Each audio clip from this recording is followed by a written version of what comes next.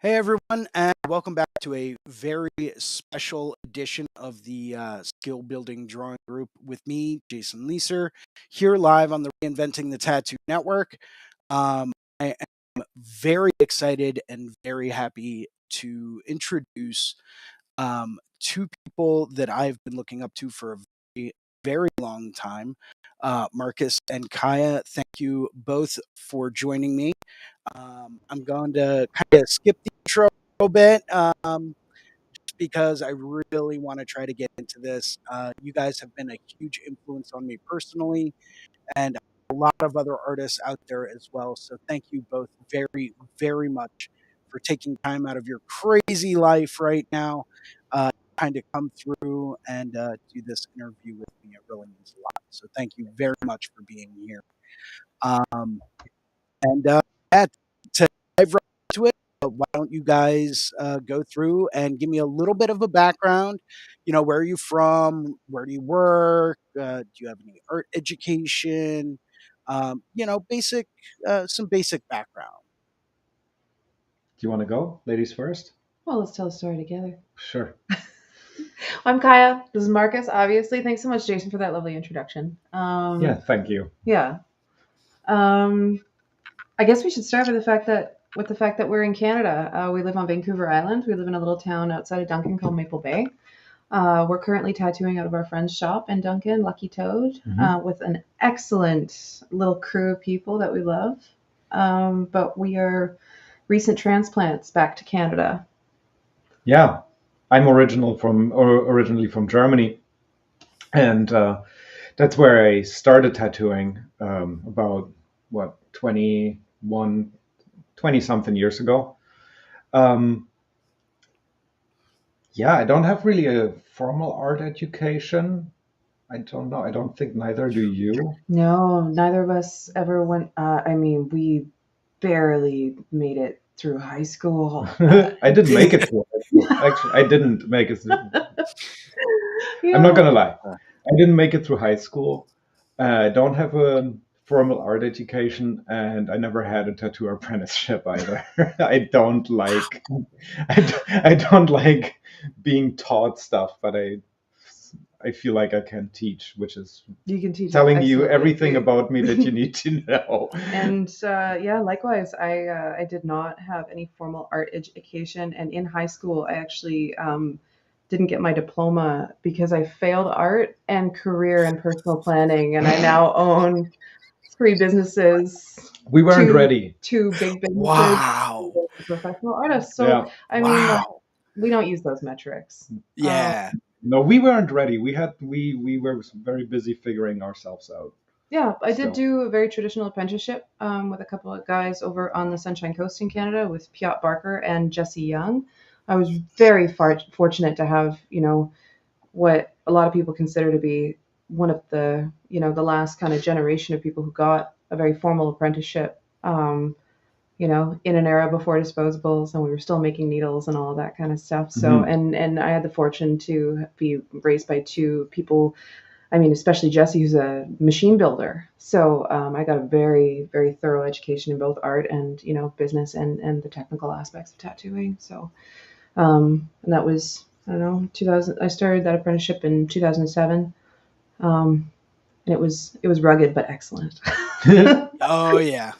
Coming yeah, from a traditional apprenticeship as well, I understand what that can kind of be like. I as yeah. well came up making my own inks and Mhm. soldering needles onto bars and scrubbing tubes and building machines and yeah, it's and then being around those kind of guys that are taking you under their wing. It's not an easy way to learn.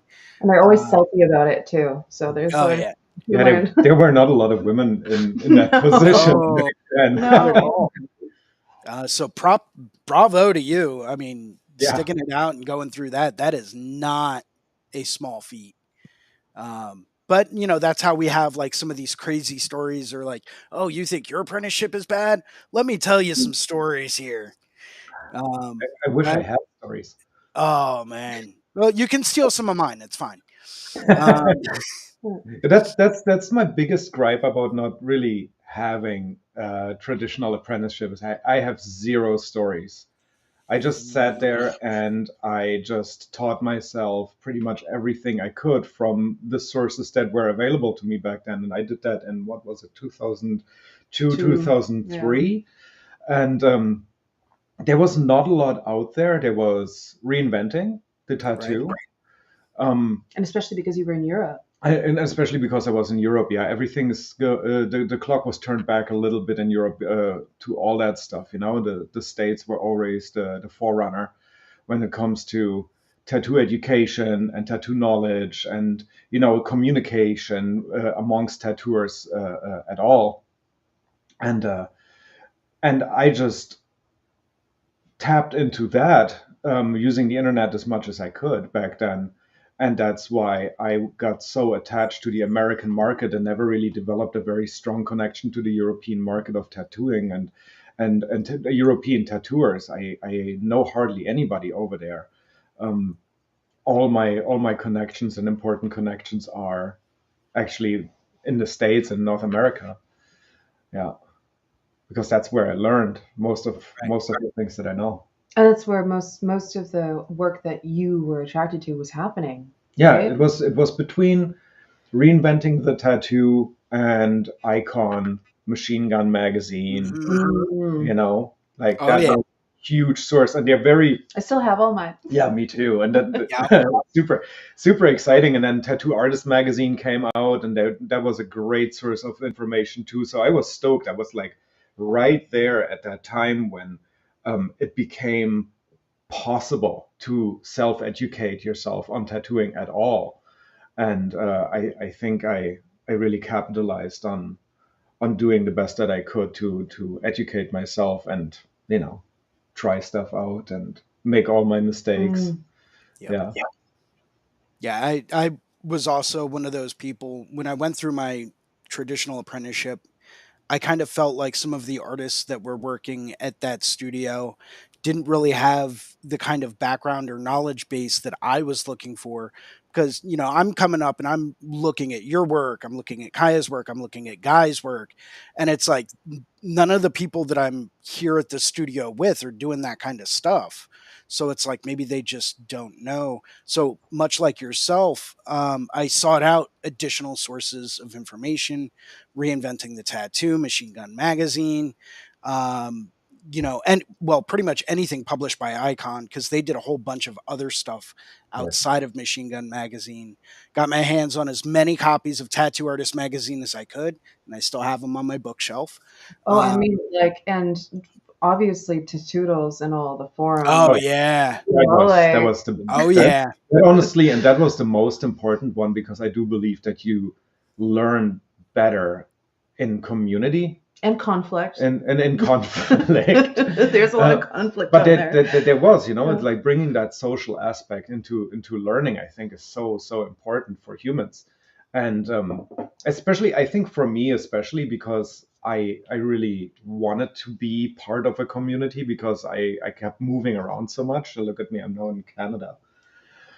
You know, it's like I keep moving around and I keep losing my circles, and so every time I get into a community like tattooing, that was just kind of a lifesaver for me back then.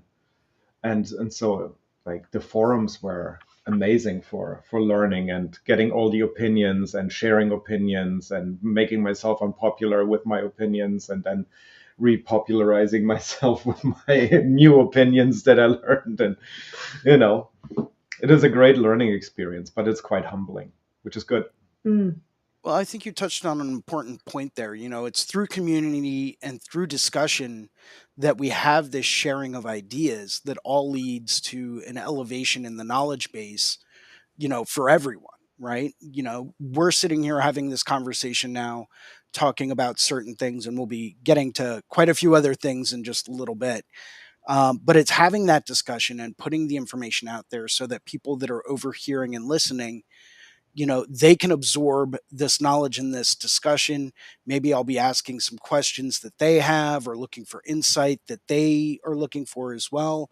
So it's this general sharing of knowledge, but then you have conflicting viewpoints, much like you said. where it's like, okay, well, why do you believe that, you should use this instead of that? Hmm. What do you see the benefits being? Because these are the benefits that I'm seeing from something different. Hmm. So it's that sharing of knowledge and that differing of opinion really kind of helps bring everything up a notch, because it's that exchange of information.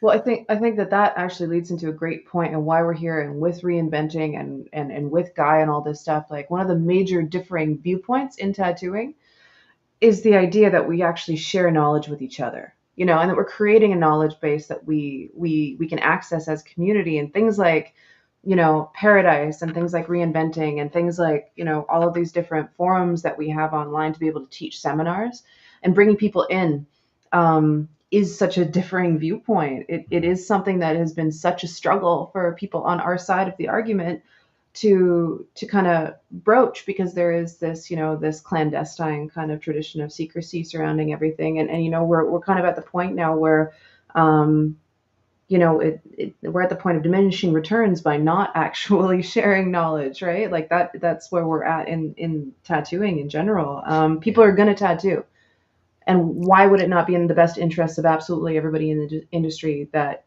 tattooing itself is elevated? And Guy has always been such an amazing proponent of that. Like, he is one of the most generous tattooers with his knowledge and his availability and his insight, that I've ever met. And humility. Humility, incredibly Yes. humble person. But the cat has been out of the bag too for a very long time on this too, right? I mean, there's not really a huge point to try to protect things. I think at this point, as you said, there's diminishing returns when you try to protect things, and what you get is a whole community of newcomers who will not look towards the last generation of grumpy tattooers to get their knowledge and to ask for advice and to give respect to, because if the only way that you can get respect is by being clandestine and mystical and enigmatic, about the things that you do, that works until a certain point. But like I said, the cat is now out of the bag, and so those strategies don't work any longer. In fact, those strategies are the very things that are contributing to the things that all of those older grumpy tattooers who Are don't grumpy wanna- about. are grumpy Yeah, about. oh, yeah. Like all of the things that when we have these conversations with, it's not even older tattooers, it's just people who believe that tattooing should be a secret society. All of those things that, that they want to withhold from the wider community, those are the things that are actually creating scratchers. They're creating these like private studios. They're creating self-educated people, and that's for better or for worse. But they're creating, the shift in the industry that we've been seeing for such a long time, with younger tattooers opening up their own studios and finding their own communities within tattooing of younger tattooers that are like-minded, because there isn't an openness in the industry that allows them to actually feel like they can ask questions, that they can get an education, that they can, that their point of view might be an interesting perspective for older tattooers who are now struggling in an economic downturn and don't understand how to adapt. And these younger tattooers have incredible skills to be able to like actually support themselves with tattooing, where a whole entire older generation is now struggling to keep up. Yeah. And there's no reason we shouldn't be sharing in between those intergenerationally. There's a need for a give and take, right? And for somebody who has been doing this for maybe 30, 40 years, like the generation before us, if the kids don't need you anymore, maybe you should try to get them to want you. And if you can't make that happen, then you're really out of the loop. I mean, that's how that works, right? But if you're not needed, you should be wanted. And if you don't want to be wanted, if you want to be needed, well, then you're late to the game, right? Yeah, That's I a agree. reality check. We're very big on reality checks here. Yes. Well, and it's something that it's kind of like been the elephant in the corner for quite a few years, is exactly what you just said. Mhm. And there's not a whole lot of people that are at that kind of a level that are from, the previous generation of tattooers that have adopted that mindset. So thank you for actually stating that clearly.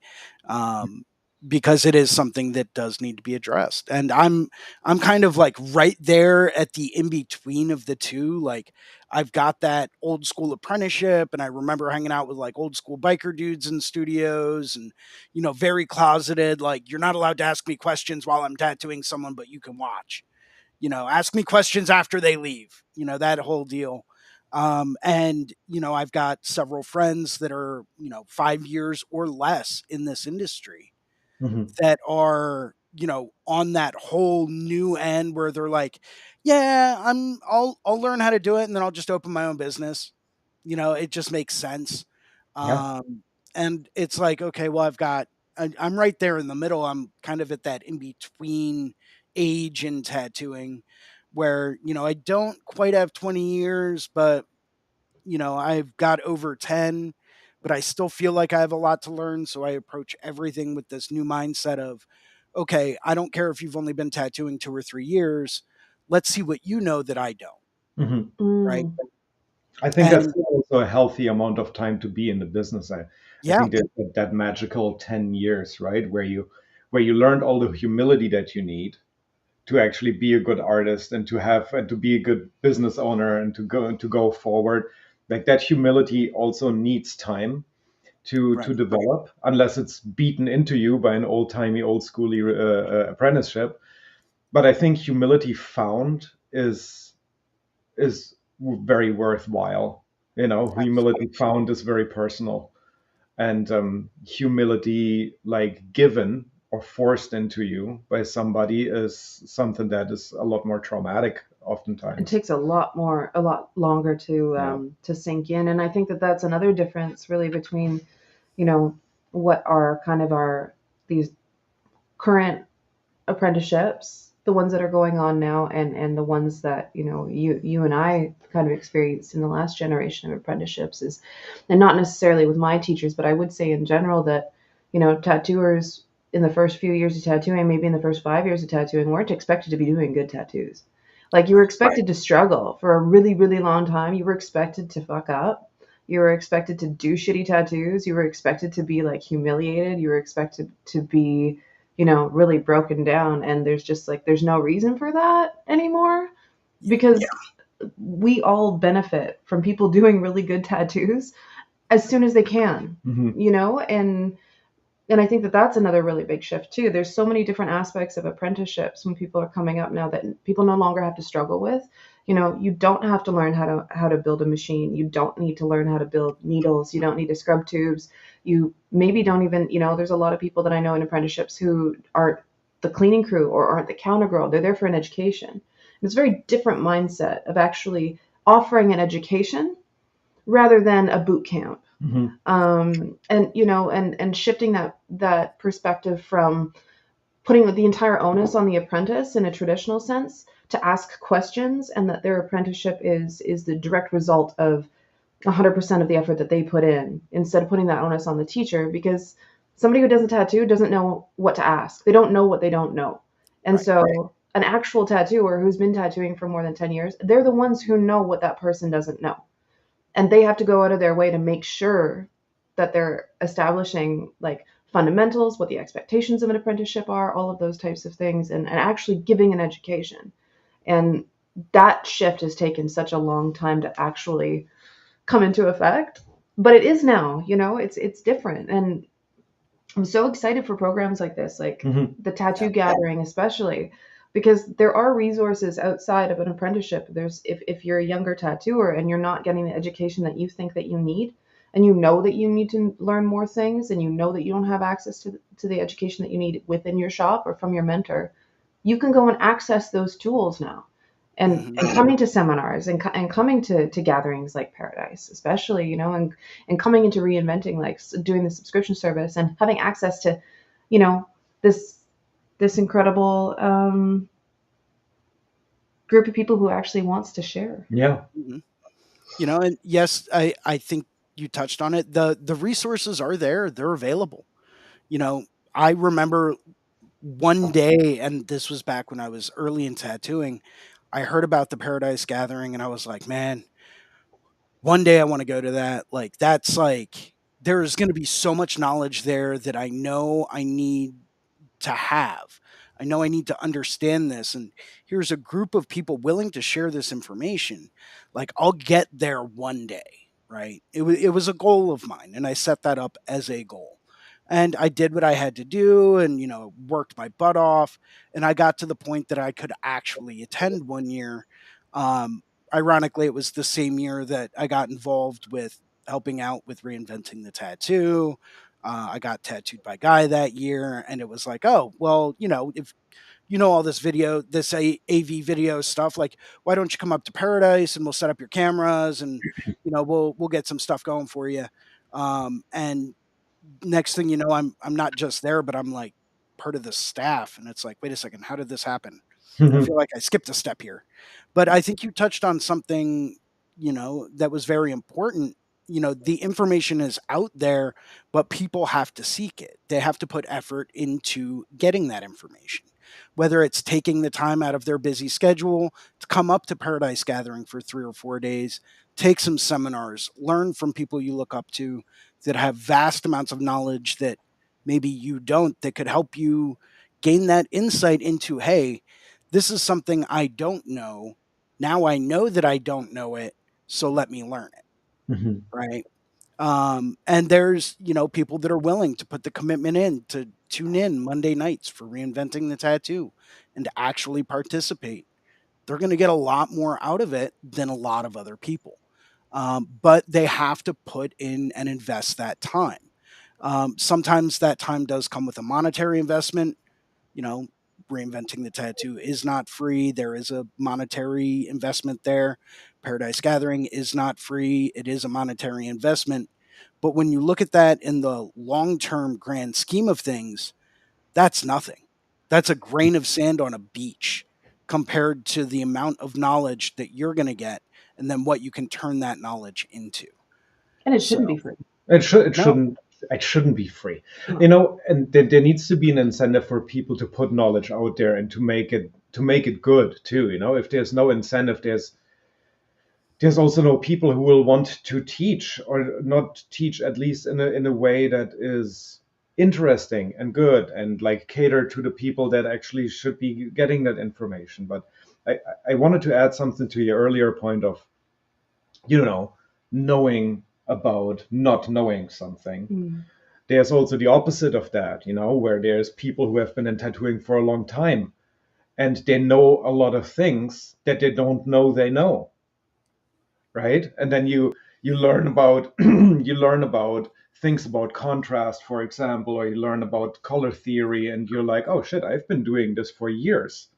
I didn't know that was actually a thing that I'm doing right automatically. But now that I know that there's a name for this thing and that this is a concept that I now learned about, I can now do it on purpose. Mm-hmm. I can now do it with That's a good purpose, and I point. can do it so much better. And so I think that there's not only value for people who don't know what they don't know, but there's also value for people who don't know what they know. And That's a so, very good point. and so these events are there for not only for young people and for newcomers and people who want to learn, to go there and be in find your community of people who have the same interest and the same kind of uh, um, outlook on tattooing, but also for people who maybe think like, man, you know what, I feel like I'm kind of stuck. I've been in this for 20, 30 years. I'm kind of like a little bit grumpy with tattooing, and you should go there and share with the people that you think you're grumpy with, or with the things that you think you're grumpy with. You're going to learn a lot of shit, and you're going to learn that the people that want to learn a lot of shit are all friends together, Yep. right? Like it's and that's always been very striking for me, going to the Paradise Gathering or any kind of uh, uh, convention, or gathering where learning was a big focus point, because the people who come there um, are of a very positive mindset. And it's always been an absolute blast because communication is a huge part of it. And you have something to talk about. You have something that you learned that you can talk about and exchange your experience. And that makes the learning, it boosts it.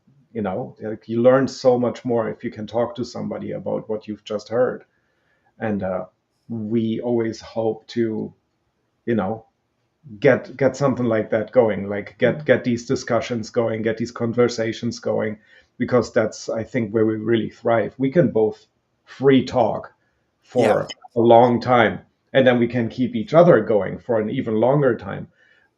But the best part about, having seminars and having talks and doing interviews and all that kind of stuff is the conversation with the people that partook and listened, everything that comes after, because that's when we get to start learning. Right. Yeah, Right. That's fair. absolutely. And that, Absolutely. to us, learning is a fantastic feeling, Yeah. especially when you're wrong sometimes, because then you can do away with a lot of shit that you've been carrying around with you, right? So, and that always feels very cathartic to me, at least. Yeah. I agree. I've always been and always had that thirst for knowledge. And maybe it's part of my imposter syndrome, but I always feel like I need to learn something more every day. It's just kind of ingrained in who I am.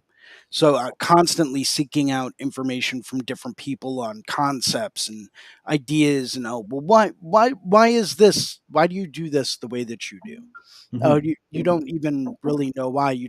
This is just kind of what, okay, because I can see how this works with this, and this, but this makes sense now. Yeah. So it's always just trying to figure out something new, trying to absorb a new concept, then take that knowledge, just like at a seminar or convention, take that knowledge, take it back, apply it, try it out, see how that works in your realm for what you do. And if it works, great. If it doesn't, well, then that's okay. You now have learned something that doesn't work.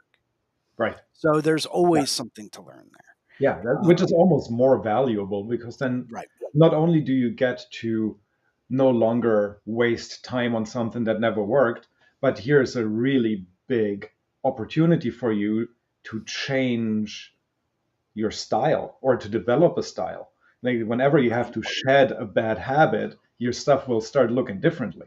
And whenever your True. stuff starts looking differently, there's your chance to actually, you know, find something that you've never done before. Whenever that happens, magic happens. True. So, so. I Uh, think even like just another point to that, when we're talking about gatherings, we're talking about seminars, we're talking about all of this stuff. It's not always just about the education either. It's the opportunity to actually have the community come together again. There's so many people who don't go to conventions anymore. They don't come to these gatherings, like especially in the generation above mine. And it's so exciting when they do come out, Yeah. because that's who I grew up around when I was doing conventions, 15 years ago, when I first really started doing conventions. And I miss those guys. I love, like, we just did the Winnipeg convention, and we had such a great time getting to see like Mhm. all of our like friends who we don't get to see. And there's a lot of people who kind of disparage the direction the industry has gone in, or however you want to phrase that, and how there's no community anymore, and people don't get together and do these things. And it's not just about the education. Like, the community's there. You do have to be actively part of it. Like, you do have to be an active participant in the industry if that's something that you need, Mhm. and even just for younger tattooers and for older tattooers, like, having people come to these events who are higher profile or more notoriety, it also helps to demystify those people, because they're just artists, they're just people, they're Yeah. not celebrities, they're not, Yeah. we're all in the same industry. And I mean, I still get super fangirly about all the people that I get to see and take seminars from and meet and everything at these conventions, but they're just people, and they were absolutely in the position that I'm in, like, when I now, and 15 or however many years ago when I started doing conventions. And yeah, it does demystify that stuff. You can sit down at a table and have dinner, like apprentices and tattooers who have been tattooing for 35 years. And we're all in this, this totally weird little subset of subculture. Like, there's no reason to be divisive There's within.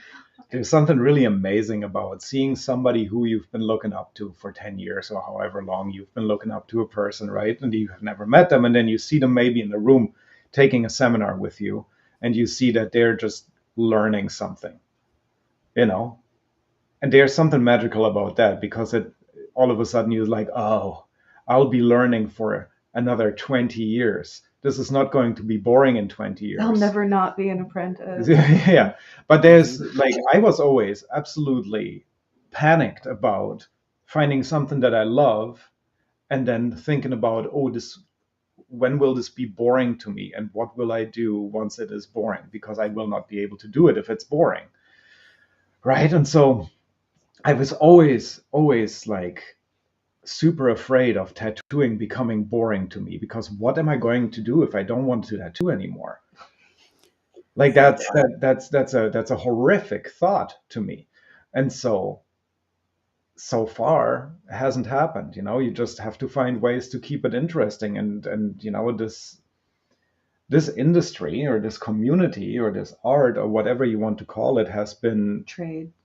trade. It has never been boring to me.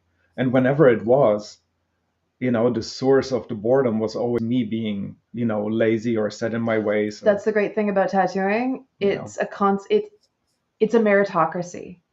You only get out of it what you put into it. Yeah. And there's no way that you can justify your lack of success or being in a position that you don't want to be in that isn't directly related to the effort that you've put into it. It's true. So it's very self-selecting, and that's why Markus and I love the industry that we're in, is because the people who are in it deserve to be here. Yeah. And that's why we try to give back as much as we can too. Oh, absolutely. We keep stirring the pot. We get super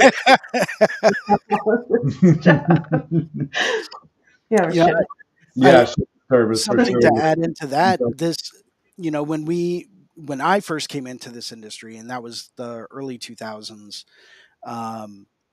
that's when like I knew this is all that I wanted in my life, right? And that's when I started researching it and writing papers on it and doing my homework and going to college and doing all my study time, basically drawing tattoos, looking into the industry, researching stuff. But I started to notice that and this was in like the early to mid 2000s, it was right at that point where you started to see this whole renaissance taking place inside the industry, right? Things were changing, things were getting flipped on top of their heads. You had people coming out that were, absolutely violating every traditional tattoo rule. Like everything's got to have a black outline. Well, not necessarily. You can make a hard edge, and that's going to act like a border, kind of like an outline, but it's not going to be just a black outline. Little things like that where you have people coming through and completely changing the game. And it started this snowball rolling down a hill of just this evolution in the tattoo industry. And that's something that when I saw that happening, it was like, man, this is going to keep me going for the next 40, 50 years, because everything is going to change, and then everything's going to change again, and then everything's going to change again. So I looked at that much like yourself, Markus. I get bored very quickly and very easily, but that's all because of myself. And it's because I'm not challenging myself and I'm not pushing myself to acquire new knowledge. Yeah. And I saw that happening, and it was like, man, this is something that I'm really going to enjoy in 30 years. This is it. This is the answer. And you still have that today. You've got a lot of people completely changing the game. I mean, we went from, old school biker tattoos to, full color fine art portraiture, all the way, dialing it all the way back to more simplistic minimalist. People doing simple, clean, straight line tattoos straight down a body, but to the point that they look perfectly straight, no matter what direction you look at. The ultra simplistic, and then you dial it all the way back forward again. So it's constantly fluctuating, and I personally love that because it's always creating a challenge.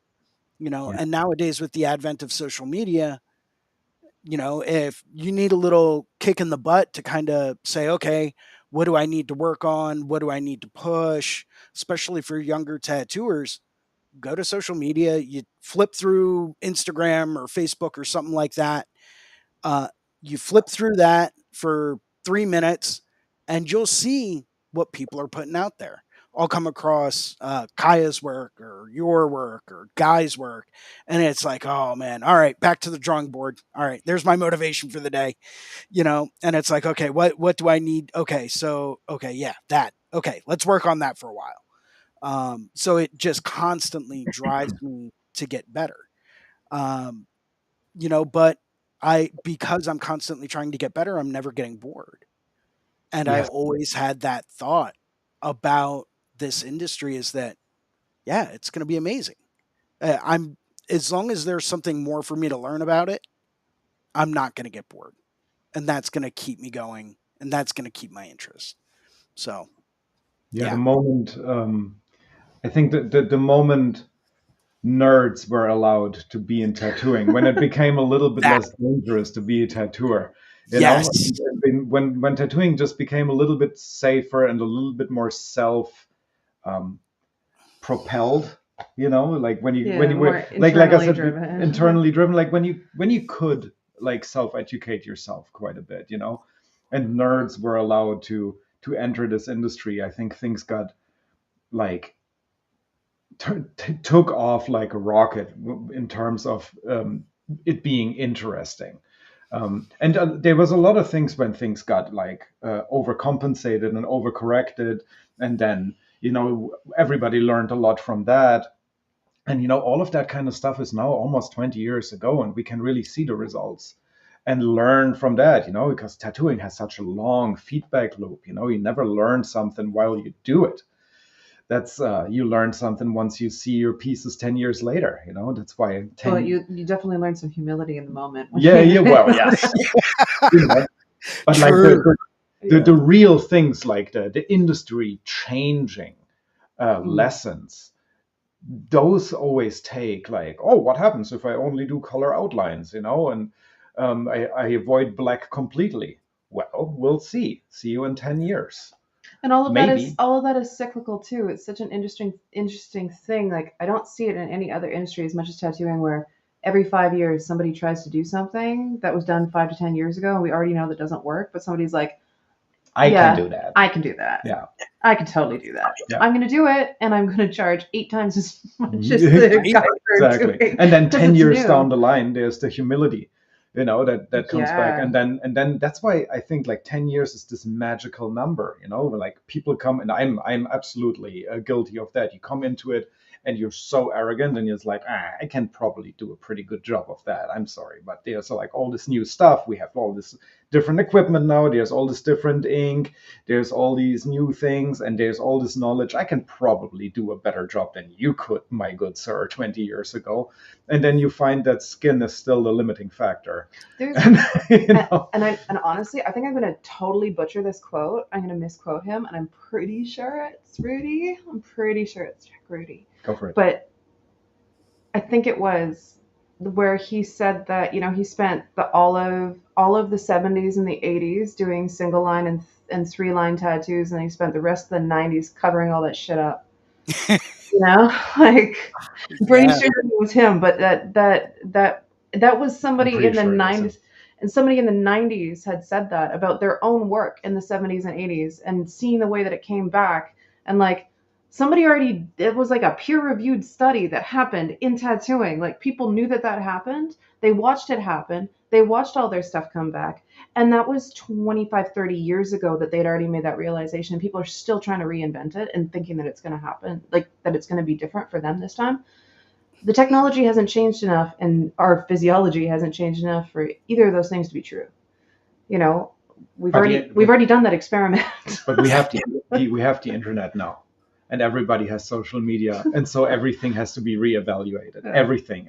The world is flat again, like all that kind of stuff. Like, we have to reevaluate everything because we cannot trust any authorities. It's the human experience. That we have to make our own mistakes constantly. Especially people with ADHD. There's all of that. No, I don't know a single tattooer. I don't know a single tattooer who isn't in any kind of way neurodivergent. Like, none. There's a reason why people get into tattooing. It's not like this career choice that seems like a really, really good, I mean, it is now. But Well, that folds in beautifully. Why did you become a tattooer? because I had to.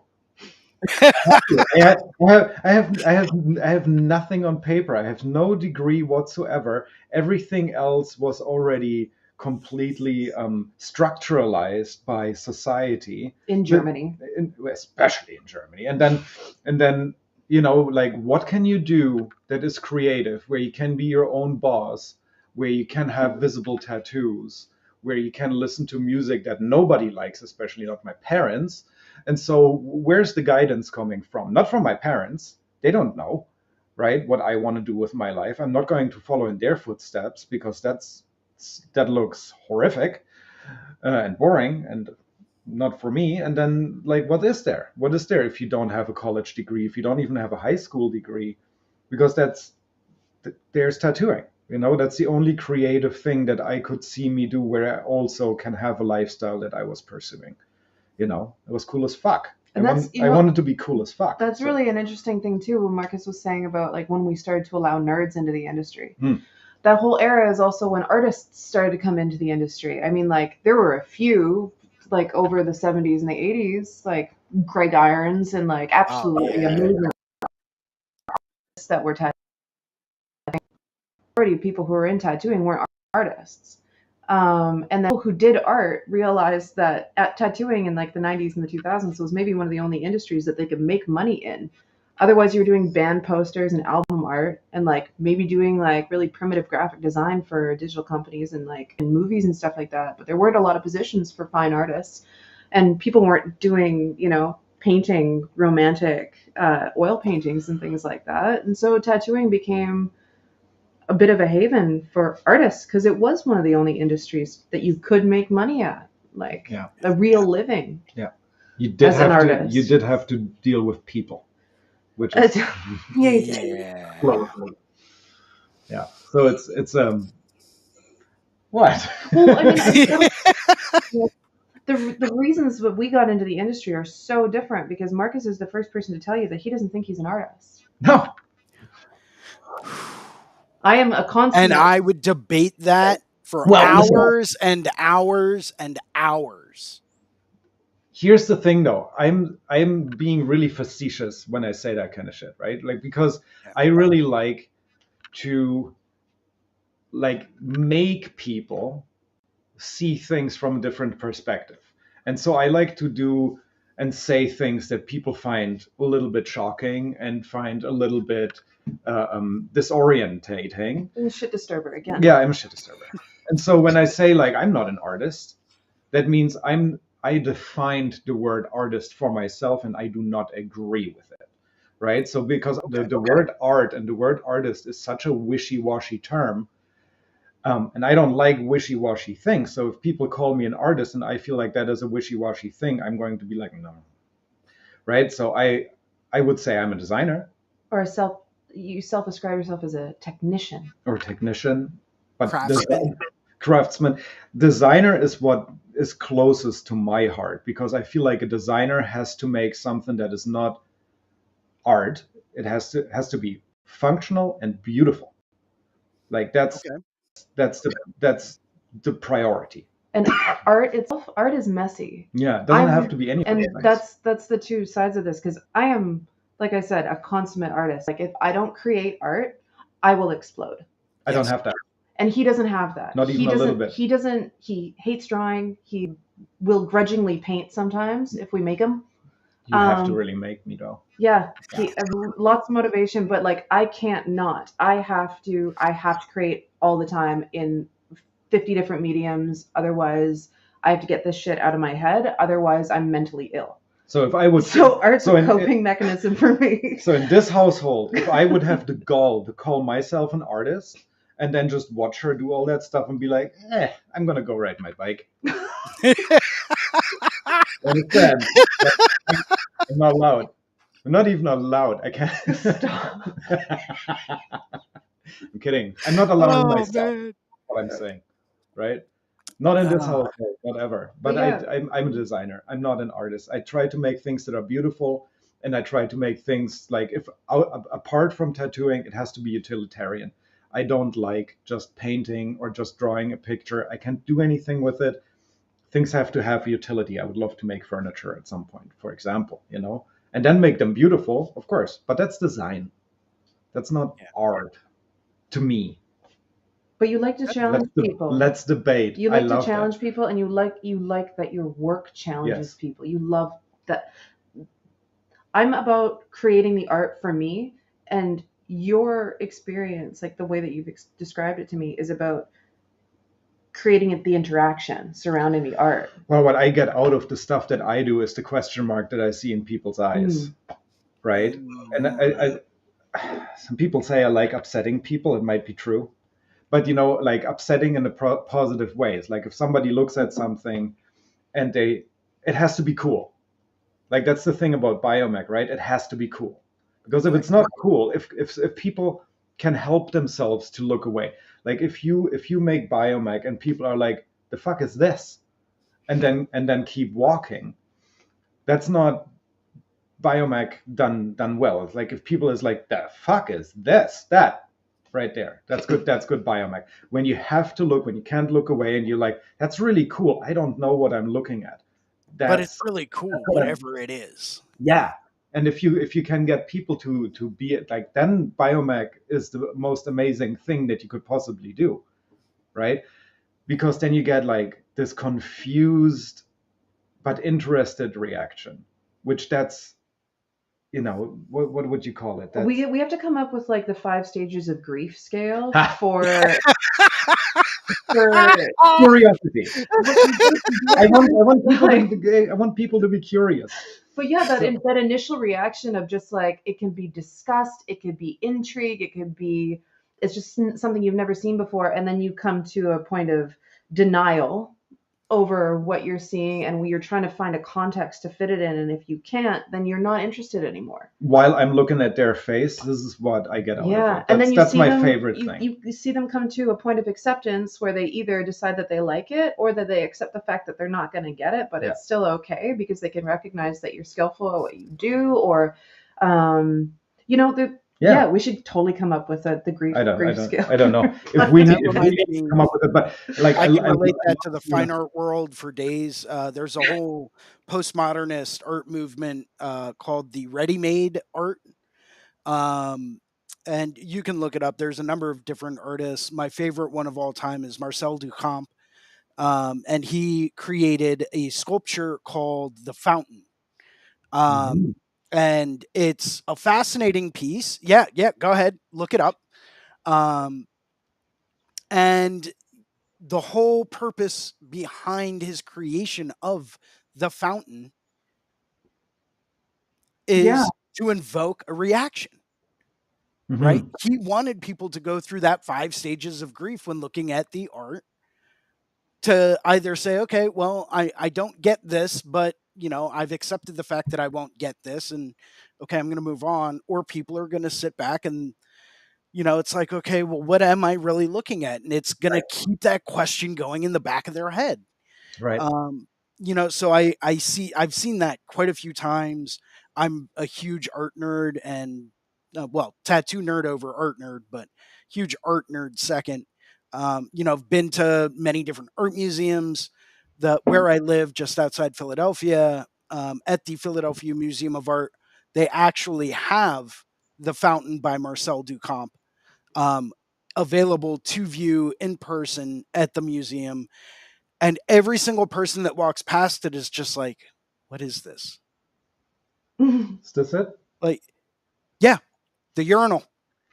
Yeah. It's a urinal that he signed for an expo, for an exhibition, and basically had it ripped off the wall, put behind a velvet rope, and displayed for the exhibition.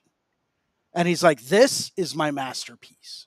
There you have a person that really loves to see confusion in other people's faces. That's all. That's the whole driving force. That's the banana taped on the wall in the art gallery. That's the blank canvas. Or the lobster photo. I think that's all that person's getting out of it. He just wants to see people getting upset at something that he did. I want to talk to his parents. They probably had a great time. They probably had a great time before he figured out that he can do it in a way that is kind of like safe. An outlet. Like, can you imagine what it takes for a kid, for a young mind to find the medium where he doesn't have to hurt anybody to get what he wants? Yes. Oh my goodness. Yeah. Beautiful. Yeah, no, I relate to that a little bit. So let's try to get back on topic here real quick, because we are Sorry. running, Yeah. starting to get a little short on time. Yes. But what will you guys be teaching about at Paradise Gathering this year? You go first. Well, actually, I thought that our previous conversation went into yours a little bit Ah. nicely. Okay, fine. I love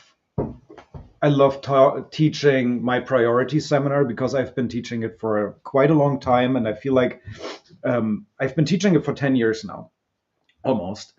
And I feel like it's now getting to a point where it's really nicely structured. I cut off all the fat that it didn't need. I think all the talking points are flowing really well into each other, and it has been a seminar that has been really helping people not only to learn things that they didn't know yet, but also to learn things that they did know already, and to just really like solidify a certain kind of knowledge. But I really try to cater it to people that have ADHD and who struggle with ADHD, either in like being like me, like I don't really like to draw in my free time, I don't really like homework, I don't really like to, I need more structure, but I don't know how to get it. It's all about structuring a workflow around a priority system. And it's a priority system for your compositions, but it's also a priority system for where do I get my ideas from. It's a priority system for understanding how people make decisions about looking at your stuff, right? And so it's complex, but I think the way that I now present it takes the complexity and makes it really interesting and easy to follow. I think. And then I have a second seminar that builds on that is really about biomech specifically. The priority one is about workflow and composition, non-specifically. I think And that reference. and reference. A lot about reference. It's a lot about reference. I think it's a really good it's a really good knowledge base for getting people to understand and how to streamline their work process and to find their own personal style a little bit easier, because it cuts off a lot of stuff that you don't need. And we talked about it earlier, whenever you cut off something of your compositional stuff or the stuff that you already do, you discard something because like, oh, I guess I don't really need to fuck around with that anymore. That's when you open the door for new things. And whenever you do that, you open the door to, finding your own style, like that penny drop moment that happens every time you open a door. And that's what I'm trying to do. And then the second seminar will be taking all this and teaching more about biomech specific things and abstract art specific things, but taking that language and making it available to people who maybe don't want anything to do with biomech or abstract art, but giving them the tools that we have to use to make the abstract things interesting, right? If you have to make something interesting that isn't anything at all, imagine you're somebody who does things that are something that are already interesting and then adding all the biomech tricks on top of it. It's useful. Yeah. It's useful. And what's that seminar called? Oh, it's called What Is It? Question mark. What is it? Okay. Which is the question that most biomech tattooers are confronted with. Yes. With the new viewer. Yeah. And so I'm answering that question. I'm answering what it is, so that everybody can have an eloquent answer to that in the future. Well, coming from people such as myself, we appreciate that. And I'm actually really looking forward to taking that seminar. I did have a comment that someone posted on the YouTube. Michelle Hefner said, I'd love to hear Kaija's thoughts on why there are so few women biomech tattoo artists and what you think the next steps are to bring more women into the biomech family. I saw this question come up, and I've been trying to think about how to answer it because this is a complex question. We've talked about it a lot. I wanted to give you a little time to like let it process in the background. So, and it is, there's going to be some of this answer that people are going to love, and some of it that they're going to have a hard time hearing, I think. Well, whenever something is gender specific, it's controversial, right? So one of the things that we have talked about a lot over the years is why there just aren't women in biomech. There's maybe 3, you know? Yeah, that we know of. Yeah. And I think I got the best one though. I grabbed this one because Markus didn't know that I was a girl when he saw my art. Oh, I wasn't ready for that. I was like, oh, this I looked at it and it popped up on Facebook. It's like, this is cool. This guy gets it. That's awesome. Oh, wait. It's like, oh, hold on a second there. Added benefits. That was shocking. And so we talked about it a lot. And I think maybe like one of the things that stays in my head is that I think a lot of, and I tattoo mostly men, like by far mostly, like 95, if not more percent. I think that we should put a bit of a caveat when we're talking about gender specific, kind of gender specific. Are we beating around the bush? No. I'm trying to think of the word of like our inclinations toward art. We're talking about actual like hormones specifically. So high testosterone individuals as opposed to low testosterone individuals, because I personally am a slightly higher testosterone female. I don't think that there's any question of that. I've got a lot of drive that comes from that. And a lot of our client base are determined more by hormones than being gender specific. Sure. We have a lot of male clients, we have a lot of trans clients, but I would say overwhelmingly our biomech clients between the both of us are male or trans or women who may be in non-binary people and people who are a little bit more on the high testosterone end of the spectrum. That's true. Because we've discussed it and we've kind of come to the conclusion that testosterone has a very different visual acuity than or people who have high testosterone have a different visual acuity than high estrogen and progesterone people. Right. So to put it into more simple terms, I guess men are way more visually aroused, right? And women have, how would you put it? We, in art specifically, it's more about feelings. It's not necessarily. It's more about narrative and good. Storytelling. That's what I wanted you to say. Women require, for them to enjoy art or to interact with art or to really appreciate it or have it mean something to them or have it be applicable to them, need a narrative. And so women tend to be a lot more attracted to art that has hands, faces, a context, birds, flowers, animals, actual subject matter, like tangible subject matter that's applicable to them. Yeah. There's less question marks. And for men and testosterone driven individuals, it seems like they can get away with really, if it looks like a boob, I like it. In the abstract, that's the thing, is like they don't necessarily need a narrative. Yeah. It just, like, I think that's why men like things so much more, like cars or motorcycles or whatever, engineering or whatever, but like design and lines. And lines, it's like because we are so triggered by visual triggers. Mm-hmm. I used that word too early.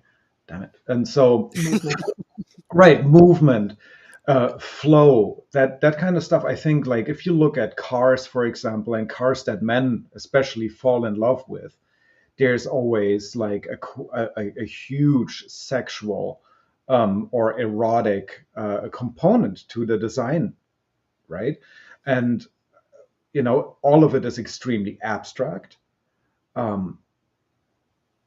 but I think that men feel attracted to that kind of thing, and some will be very blatant, like I like to see naked girls, and some are just a little where it's a little bit more nuanced, where it's like, oh, I like the line on that, or I like that lettering, I like how that person's handwriting looks, I love that signature, I love this car, I love the lines on this furniture, I love working with wood, I don't know, whatever, that kind of stuff. I think to men, and it's very intuitive, it's very visceral, it's a very visceral thing. And we don't necessarily need all that context. We don't need all that narrative, because I think a lot of men feel like that takes away from it. It kind of overpowers the narrative, will overpower the feeling that we get when we just look at something. Just experiencing it. Just the animalistic moment that you have, like, oh, I saw that felt good. Let's look at more of that and feel good, instead of blah, blah, blah, blah, blah, right?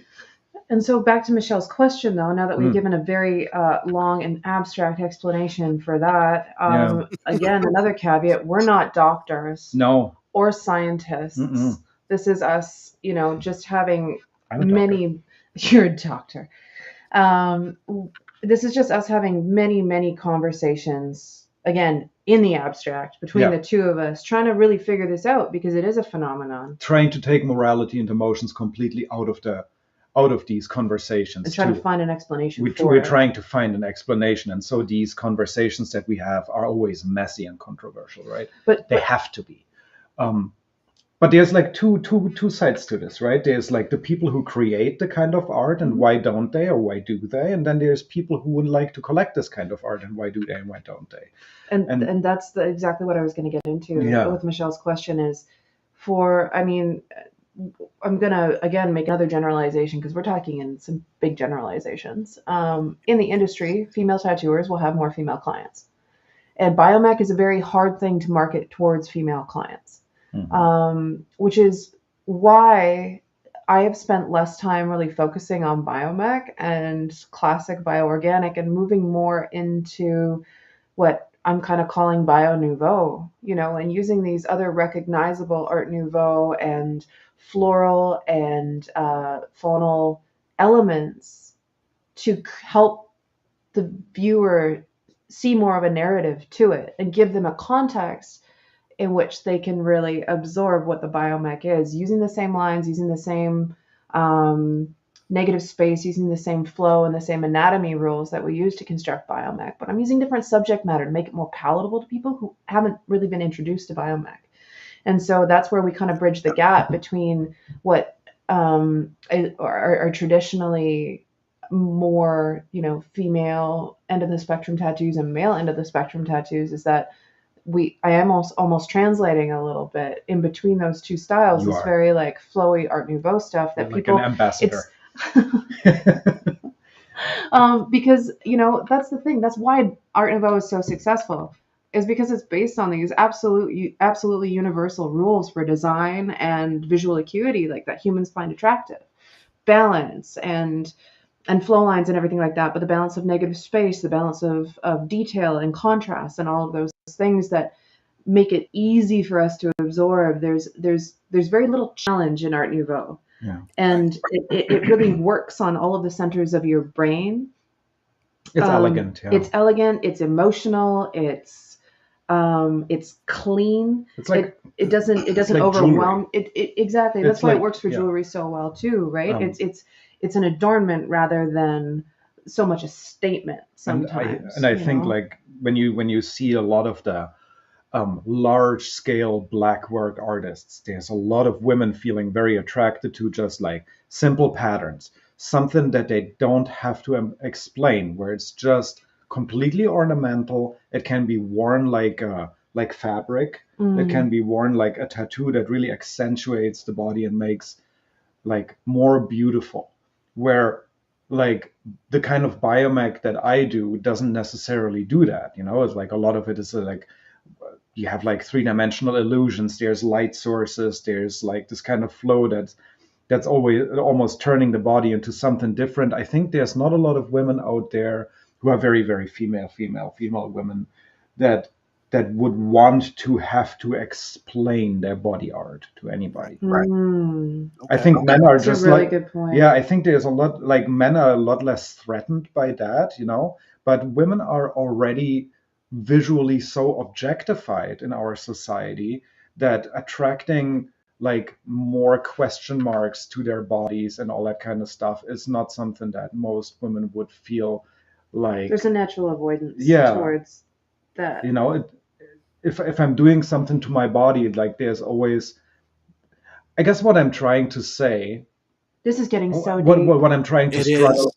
what I'm kind of starting to struggle towards is, I don't think that men and women get tattoos, and especially tattoos like that, large scale tattoos, for the same reasons. You know, and let's not forget that without generalizing broadly, we can't even have this conversation. You know, I think This that's is a big conversation. It is, That's been it is, and us sitting and down for years trying to figure this out. This is my Instagram. This is how it's structured. Oh, I don't know. Is it reversed? Yeah, it's flipped, but It's flipped. Okay, so 83.5% men, 16.4% women on my Instagram.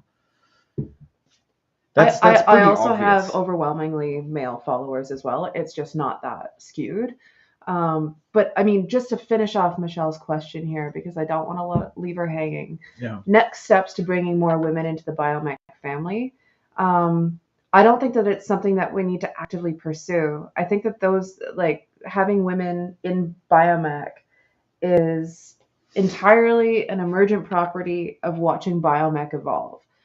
And you know, I don't really know anybody who's doing anything like I do, but I see way more women being way more interested in doing these like large scale, flowy, bioorganic forms based on other subject matter that people are already familiar with.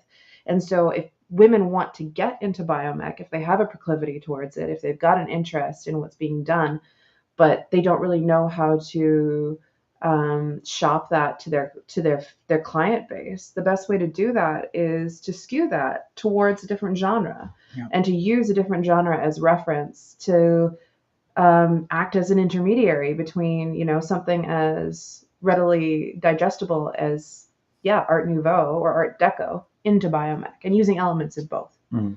Or seeing what already works for a lot of female clientele on the large scale base, and trying to see and analyze why does it work and why is this popular, and then adapt it into your own style and see what you can do with that, which is really hard work. It's you know. Yeah. So I hope that answered your question, Michelle.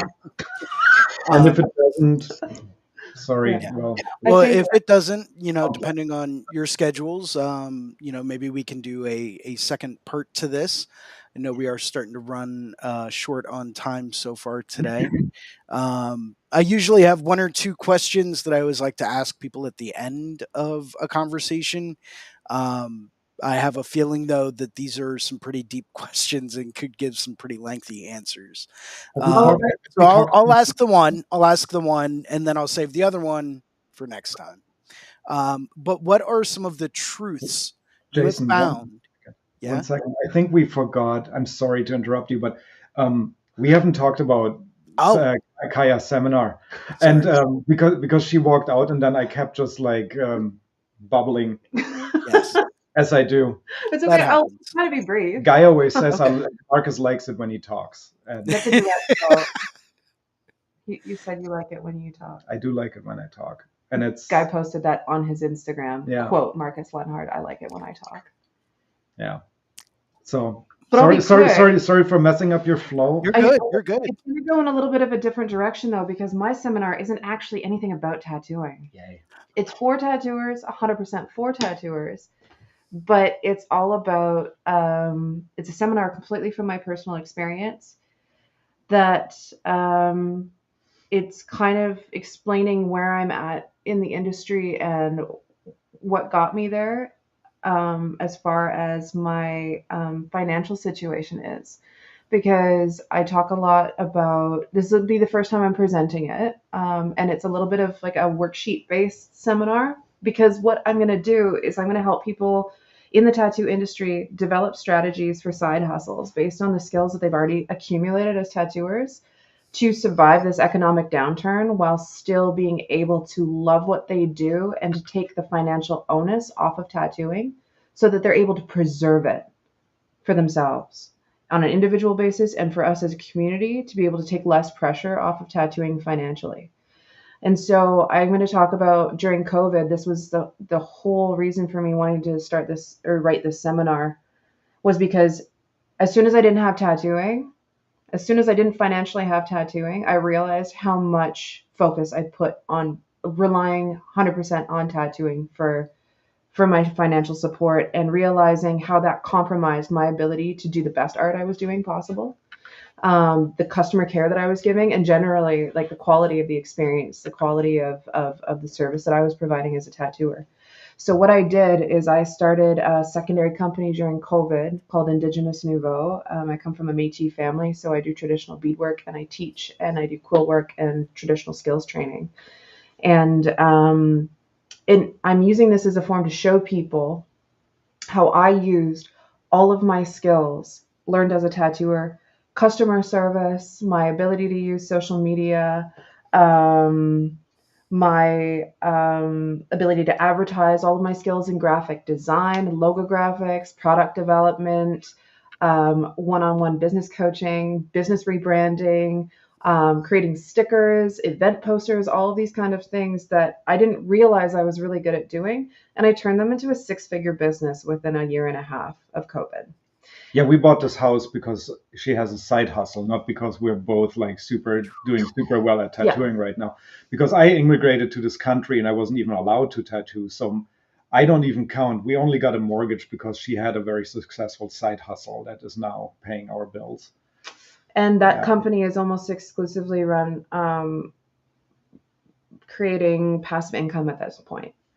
Because all I did was sat down and I formulated strategies to take a look at all of these different skills that I'd amassed being in a super high demanding one-on-one customer-based, art-based business, and then extrapolating how I could actually use those skills in other industries to create really diverse side hustles so that I could diversify my income stream. So I didn't exclusively had to rely on tattooing anymore. And helping tattooers to see, there's that old adage of people saying, if I didn't have tattooing, I'd be fucking useless for anything else. I'd be digging ditches because I don't have any other skills. But it's just not true. The level to which we hold ourselves, the deadlines that we have, the excellence, the bar that we set for ourselves and our peers allows us to be incredibly competitive in other industries. And that has to do exactly with the way that the product design industry works, logo design, rebranding, typography, all of these other things that I created side hustles with. And I have clients from all over the world. And I actually work as an Indigenous consultant with other companies as well. I've worked with, I did product development with Walmart and Winners, TJX, HomeSense, Manitoba Mucklucks. I designed shoes for them. So I have like this whole list of different scenarios that I can talk about how I, as a tattooer, used my portfolio and my notoriety as a tattooer to leverage myself into other industries, and other tattooers can do it too, really simply. And you can support yourself and your partners, and you don't have to rely on tattooing and sapping all that energy and creative love that you have for what you do. Like, creating side hustles allows you to stay in tattooing and stay in love with it. And your partners. you're non-artistic. Yeah. You're non-artistic, lazy. But it's but it's a really, like, it sounds really complex. Yeah. But just sitting down with yourself and really identifying where your skill bases are and where you can use those things, like even in a small community, working with other small businesses to support yourself financially. Awesome. That's a seminar I really want to take.